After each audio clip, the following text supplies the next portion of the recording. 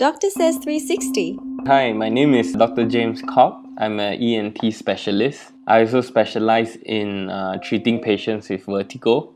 Central vertigo, one of the things that we need to worry about when a patient comes in with dizziness, especially if they are elderly and they have medical conditions such as hypertension, diabetes, or they have history of any heart problems, we need to make sure they are not having a stroke. So dizziness is one of the common symptoms of a stroke. Although a patient with stroke very uncommonly only presents with dizziness. So I repeat, it means if a patient comes in with a stroke, it's very rare they only have dizziness as a symptom.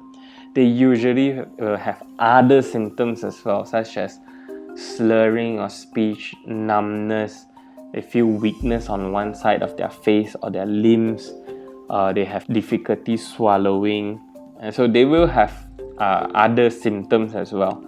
So when a patient comes in with severe dizziness, usually we want to make sure, we want to differentiate, is this peripheral or is this central vertigo? So the main thing, usually I don't see patients like with a stroke. They don't usually come to the clinic because when they have a stroke, when they have a severe vertigo attack, usually they go to the emergency. So the emergency doctors will need to pick this up and definitely not miss a patient with a stroke. One of the common cause of central vertigo that I see in the clinic very often is migraine. So there's a branch of migraine, we can say, called vestibular migraine. So most patients relate migraine to headaches, but we know migraine characteristics can change as you grow older. And in my experience, a lot of patients who have history of migraine, whose symptoms predominantly was headaches when they were younger, as they grow older, their main symptoms becomes dizziness.